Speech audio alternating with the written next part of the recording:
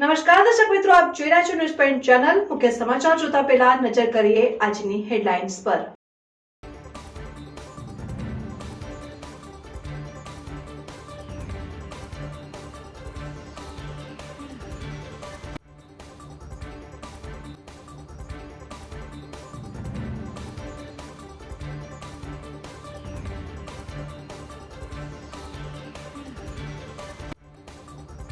બનાસકાંઠા જિલ્લામાં જૂની પેન્શન યોજનાની માંગ માટે પેન ડાઉન કરીને વિરોધ નોંધાવ્યો। જિલ્લાના 16,000 શિક્ષકો અને 4,000 કર્મચારીઓએ મહામતદાન કરીને પેન્શન યોજના શરૂ કરવા કરી માંગ।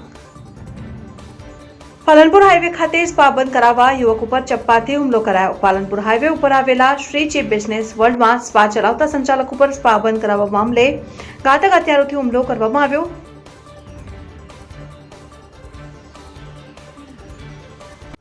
થરાદમાં વિદ્યાર્થીની છેડતી કરતો રોમિયો ઝડપાયો। બસ સ્ટેન્ડમાં ઉભેલી બે વિદ્યાર્થીઓની છેડતી કરતા સ્થાનિક લોકોએ મેથી પાક આપી પોલીસને સોંપ્યો। પાલનપુર તાલુકા બાદરગઢ ગાથીવડ ગામ જવાના રોડ ઉપર ગાંડા અને સુકાયેલા બાવળોનું સામ્રાજ્ય। થરાદમાં સરકારી પુસ્તકો પશ્ચિમમાં મળતા અનેક સવાલો ઉઠ્યા। સરકાર બાળકોને નિઃશુલ્ક પુસ્તકો આપીને તેમને શિક્ષણ મેળવવામાં કોઈ પણ પ્રકારની તકલીફ ન પડે તે માટે સતત પ્રયાસો કરી રહી છે। હવે જોઈએ મુખ્ય સમાચાર વિગતવાર। બનાસકાંઠા જિલ્લામાં જૂની પેન્શન યોજનાની માંગ માટે પેન ડાઉન કરીને વિરોધ નોંધાવવામાં આવ્યો। બનાસકાંઠા જિલ્લામાં જૂની પેન્શન યોજનાની માંગ માટે પેન ડાઉન કરીને વિરોધ નોંધાવ્યો। જિલ્લાના 16,000 શિક્ષકો અને 4,000 કર્મચારીઓએ મહામતદાન કરીને પેન્શન યોજના શરૂ કરવા કરી માંગ। બનાસકાંઠા જિલ્લામાં રાષ્ટ્રીય સંયુક્ત મોરચા અને અખિલ ભારતીય રાષ્ટ્રીય શૈક્ષણિક સંઘ દ્વારા જૂની પેન્શન યોજના અને વિવિધ પડતર પ્રશ્નોની માંગ સાથે પેન ડાઉન અને ચોકડાઉન કરીને વિરોધ નોંધાવ્યો। જિલ્લાના 16,000 શિક્ષકો અને 4,000 જેટલા કર્મચારીઓએ પેન ડાઉન કરીને સરકારની સંલગ્ન ઓનલાઈન કામગીરી બંધ રાખી હતી, જ્યારે જિલ્લામાં 250 મતદાન કેન્દ્રો બનાવીને મતદાન કરી મતપત્રક દ્વારા મતદાન કર્યું હતું અને જૂની પેન્શન યોજના લાગુ કરવાની માંગ કરી હતી। આજનો રાષ્ટ્રીય સંયુક્ત મોરચો ગુજરાત પ્રાંત દ્વારા અને રાષ્ટ્રીય શૈક્ષિક મહાસંઘ ગુજરાત પ્રાંત દ્વારા બનાસકાંઠા જિલ્લાની તમામ શાળાઓની અંદર પેન ડાઉન, ચોક ડાઉન અને ઓનલાઈન કામગીરી સદંતર બંધ કરવાનો કાર્યક્રમ આપવામાં આવ્યો છે, જેમાં તમામ જિલ્લાના શિક્ષક મિત્રોએ પોતાની આજે ફરજ ઉપર હાજર રહી અને તમામ કામગીરી બંધ કરી છે। સાથે સાથે સંયુક્ત મોરચો દ્વારા પણ મતદાન કામગીરીનો એક વિષય મૂકવામાં આવ્યો છે, જેમાં તમામ કર્મચારીઓ પોતાના હક માટે આજે લગભગ જોવા જઈએ તો 21,000 જેટલા કર્મચારીઓ પોતાનું આજે મતપેટીમાં દાખલ કરી અને પોતાની એકતાનો પરિચય આપ્યો છે। આજનો અમારો વિષય ફક્ત સરકારશ્રી સુધી અમારી માંગણીઓ પહોંચાડવાનો હતો અને આગામી સમયમાં જો સરકારશ્રી અમારા બાકી ઠરાવો નહીં કરે તો 9મી તારીખે ગાંધીનગર ખાતે મહાપંચાયતની અંદર આખો બનાસકાંઠા જિલ્લો અને તમામ ગુજરાત રાજ્ય ગાંધીનગરના સત્યાગ્રહ છાવણીમાં ઉમટી પડશે। અમીરગઢ પોલીસ સ્ટેશન ખાતે પકડાયેલ કરોડોના વિદેશી દારૂ પર રોલર ફેરવીને નાશ કરવામાં આવ્યો। અમીરગઢ પોલીસ સ્ટેશન ખાતે પકડાયેલ કરોડોનો વિદેશી દારૂ પર રોલર ફેરવી નાશ કરવામાં આવ્યો। આબુ હાઈવે અમીરગઢ આરટીઓ નજીક અમીરગઢ પોલીસ સ્ટેશન ખાતે 2022-23 વર્ષ દરમિયાન અલગ અલગ 135 ગુનામાં પકડાયેલ કરોડો રૂપિયાનો ભારતીય બનાવટના વિદેશી દારૂના જથ્થા ઉપર ઉચ્ચ અધિકારીની હાજરીમાં રોલર ફેરવીને વિદેશી દારૂના જથ્થાને નાશ કરવામાં આવ્યો હતો।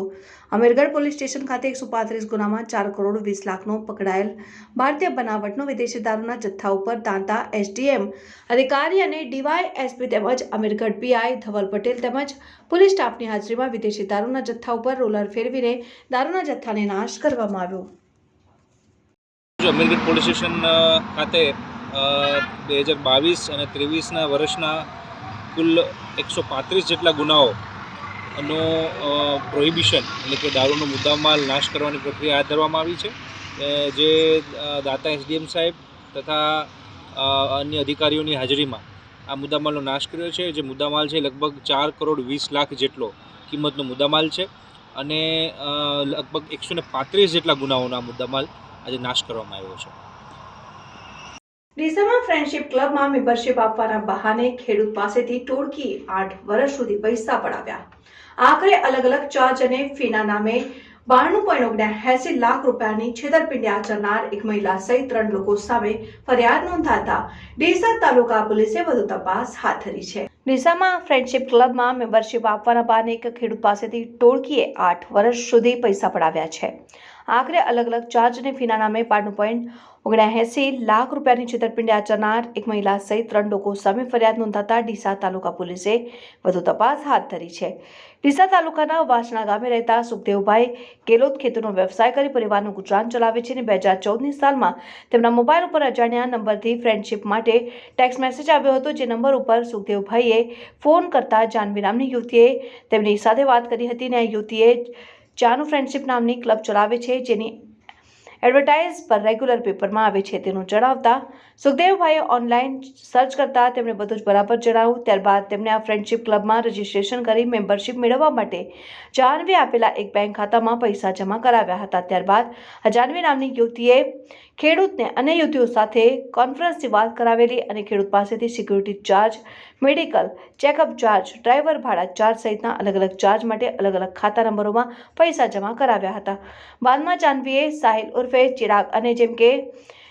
શિવમ ઉર્ફે જીતુની સાથે વાતચીત કરાવતા આ બંને વ્યક્તિઓના કહેવાથી ખેડૂતે income tax charge, security charge, insurance premium, document maintenance charge, ટેબ્લિકન એકાઉન્ટમાંથી રોકડ ન ઉપાડી શકે તે માટેનો ચાર્જ, નોટિસ તથા લેટ પેમેન્ટનો ચાર્જ, બેલેન્સ મેન્ટેનન્સ ચાર્જ, ટેબ્લિકન એકાઉન્ટ માટે ATM card charge, completion certificate charge, corona charge તથા ફાઇનલ રિન્યુએશન ચાર્જ સહિત અલગ અલગ ચાર્જના નામે અલગ અલગ એકાઉન્ટમાં કુલ 92.69 લાખ રૂપિયા જમા કરાવડાવ્યા હતા. પછી 2022ની સાલમાં અચાનક યુવતી સહિત 3 લોકોના મોબાઈલ નંબર બંધ થઈ જતા ખેડૂત ટેન્શનમાં આવી ગયો અને તેની સાથે છેતરપિંડી થઈ હોવાનું માલુમ પડતા તે ડિપ્રેશન અનુભવવા લાગ્યો અને ત્યારબાદ 1 વર્ષ પછી તેઓ સ્વસ્થ થતા લોકોએ હિંમત આપતા તેમણે જાનવી, સાહિલ ઉર્ફે ચિરાગ તેમજ જે.કે. શિવમ ઉર્ફે જીતુ સામે છેતરપિંડીની ફરિયાદ નોંધાવતા ડીસા પોલીસે 3 શખ્સો સામે ગુનો નોંધી વધુ તપાસ હાથ ધરી છે.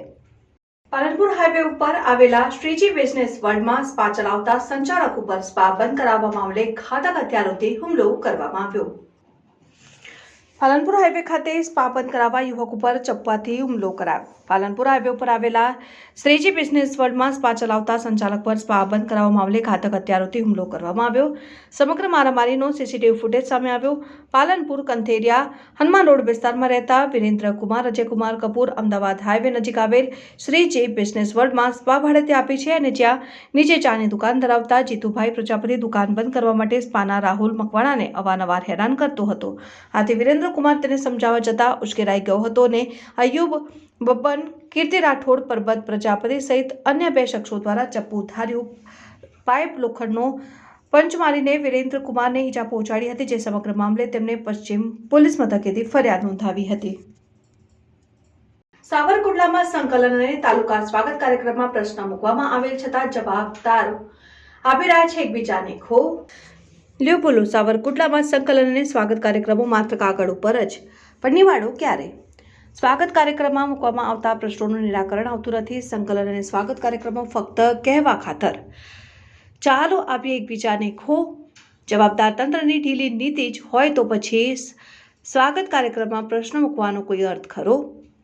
સાવરકુંડલામાં સંકલન અને તાલુકા સ્વાગત કાર્યક્રમમાં પ્રશ્ન મૂકવામાં આવેલ છતાં જવાબદાર તંત્ર આપી રહ્યા છે એકબીજાને ખો. સાવરકુંડલામાં જવાબદાર અધિકારીની નિષ્ક્રિયતાને કારણે દબાણદારોને મોકળું મેદાન.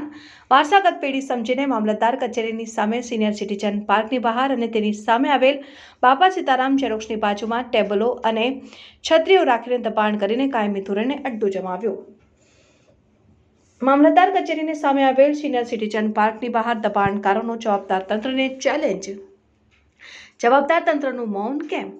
દબાણો દૂર કરાવવા માટે જવાબદાર તંત્રની નિષ્ક્રિયતા કે પછી આળસ? રજૂઆતને 1 મહિનો થવા છતાં દબાણકારોને નોટિસ કેમ નહીં?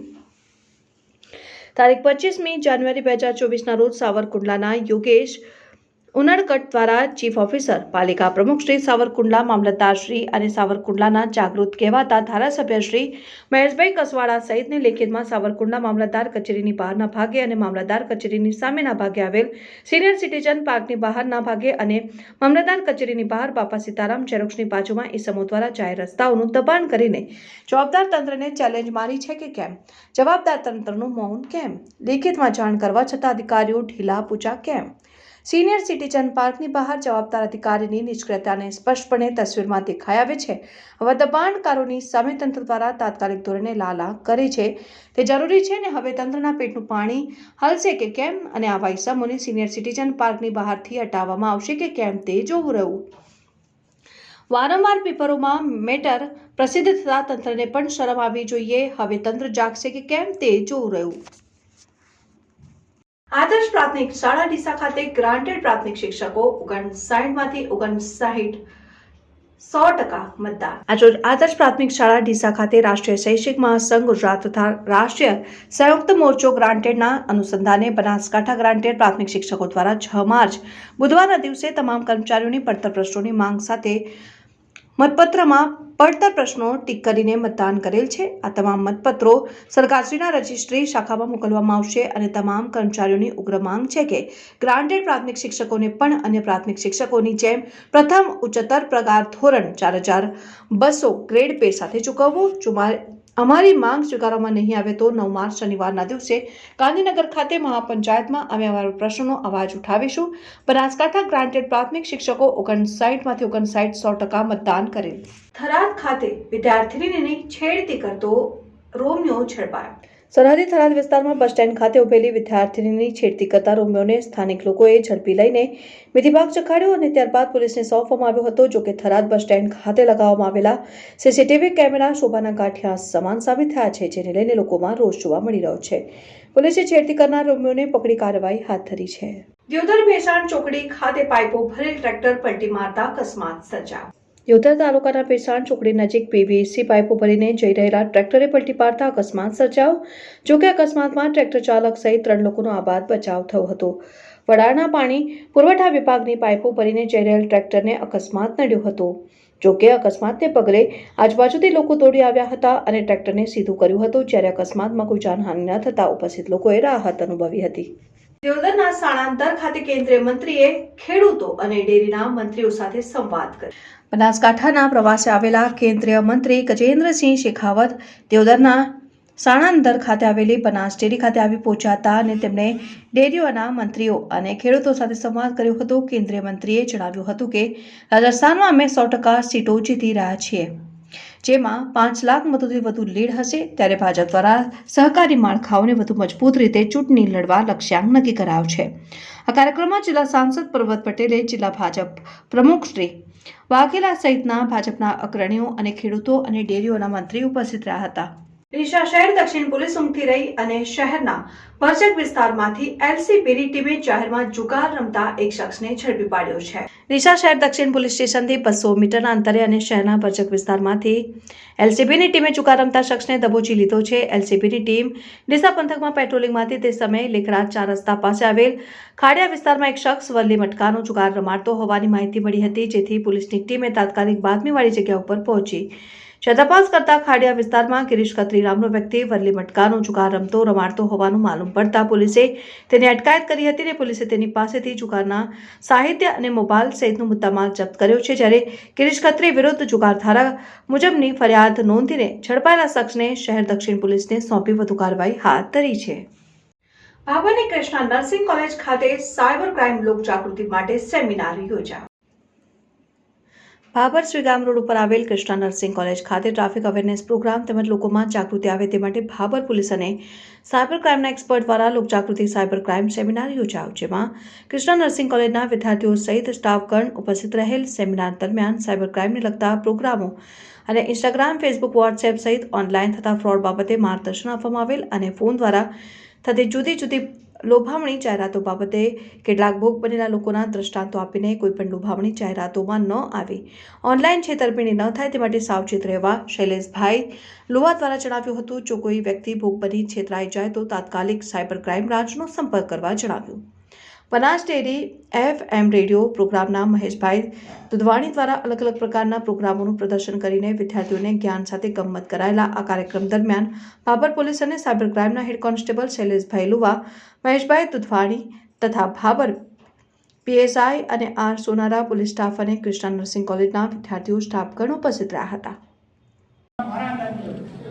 આઈફોન તમને 20 કે 25 હજારમાં ઇન્સ્ટાગ્રામમાં મળશે, ખાલી મળશે એવું લખેલું છે મળશે.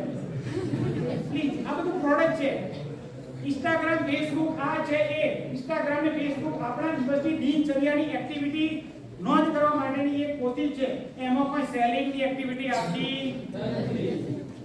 ઘણી બહેનોને એક બીજું પણ હોય છે, બહેનો વધારે ફ્રી રહે છે અને એ ફ્રી રહેવાથી એમને બીજો ગેરફાયદો શું થાય છે એ જણાવી દો. બહેનોને અત્યારે ઇન્સ્ટાગ્રામ કે ફેસબુકમાં એક બીજી જાહેરાત જોવા મળેલી હશે, નટરાજ પેન્સિલનું પેકિંગ કરો અને ઘરે બેઠા પૈસા કમાઓ. ફ્રોડ. આ પણ એક ફ્રોડનો ટેકનિક છે. આમાં પણ નહીં કરો. આવું તમને જોવા મળે તો અમને જાણ કરજો. અમે જે જગ્યાએ હશે એ આખું એકાઉન્ટ ડિલીટ કરવાની પ્રોસિજર અમે કરશું, પણ અમને જાણ કરવાની. તમારે કેવી રીતે કરવાની એ છેલ્લે સમજાવું છું. તો તમારે એમાંથી જાણ કરવાની ખબર પડે ને કે આવું થયું તો અમને જાણ કરવાનું, કેટલું જાગૃત નાગરિક તરીકે તમારું કાર્ય પૂરું કરવાનું. ઓકે. પાલનપુર તાલુકા બાદરગઢ ગાથી વડગામ જવાના રોડ ઉપર ગાંડા અને સુકાયેલા બાવળોનું સામ્રાજ્ય. રોડ ખાતાના અધિકારીઓ અકસ્માત સર્જાય તે પહેલા સત્વરે ઘોર નિદ્રામાંથી જાગી ગાંડા અને સુકેલા બાવળનો નિકાલ કરવામાં આવે. પાલનપુરના ભાદરગઢ ગામથી વડગામ જવાના મુખ્ય માર્ગ ઉપર સુકાયેલા અને ગાંડા બાવળના કારણે રાહદારીઓ અને વાહન ચાલકોને આવું મુશ્કેલ બન્યું છે. હજારો વાહનો ભાદરગઢથી વડગામ ધંધા અર્થે લોકો લઈ આવતા હોય છે અને સરકારી એસટી બસ પણ સુકાયેલા બાવળ નીચેથી પસાર થતી હોય છે. ત્યારે આ સુકાયેલો જોખમી બાવળ કોઈ વાહન ચાલક ઉપર પડશે, અકસ્માત સર્જાય તો જવાબદાર કોણ તેવી લોકમુખે ચર્ચાઈ રહ્યું છે. સત્વરે રોડ ખાતાના અધિકારી ગોળ નિદ્રામાંથી જાગીને સુકાયેલા જોખમી બાવળને હટાવી દેવામાં આવે તેવી લોકમાંગ કરી રહ્યા છે. બનાસકાંઠા જિલ્લામાં તસ્કરોનો આતંક યથાવત છે. ફરી એકવાર ધાનેરામાં એક પાર્લરમાં હાથફેરો. ધાનેરામાં ડીસા હાઈવે ઉપર આવેલા 34 સ્વીટ એન્ડ પાર્લરમાં રાત્રિના સમયે તસ્કરોએ ગલ્લામાં હાથફેરો કરીને રોકડ રકમની ચોરી કરી પલાયન થઈ ગયા હતા. જોકે ચોરીની આ સમગ્ર ઘટના સીસીટીવી કેમેરામાં કેદ થઈ હતી. ધાનેરા શહેરમાં વધતા ચોરીના બનાવને લઈ હાલ તો પોલીસ પેટ્રોલિંગ ઉપર સવાલો ઉઠ્યા છે. રાત્રિ દરમિયાન પોલીસ પેટ્રોલિંગ સઘન બનાવી ચોરીની ઘટનાઓ રોકવા માટે સ્થાનિકોમાં માંગ ઉઠી છે. થરાદમાં સરકારી પુસ્તકો પસ્તીમાં મળતા અનેક સવાલો ઉઠ્યા. સરકાર બાળકોને નિઃશુલ્ક પુસ્તકો આપી તેમને શિક્ષણ મેળવવામાં કોઈપણ પ્રકારની તકલીફ ન પડે તે માટે સતત પ્રયાસો કરી રહી છે. જોકે બીજી તરફ શિક્ષણ વિભાગની અને જવાબદાર શિક્ષકોની બેદરકારીને કારણે જે પુસ્તકો બાળકો સુધી પહોંચવા જોઈએ તે પુસ્તકો પસ્તીમાં જોવા મળ્યા. જોકે થરાદમાં પસ્તીમાંથી મળેલ પુસ્તકોનો મામલો હાલ તો DPEO કચેરી સુધી પહોંચતા યોગ્ય તપાસના આદેશ આપવામાં આવ્યા છે. દર્શકો, આ હતા અત્યાર સુધીના સમાચાર. હવે પછીના નવા સમાચાર સાથે ફરી મળીશું. ત્યાં સુધી જોતા રહો ન્યૂઝ પોઈન્ટ ચેનલ. નમસ્કાર.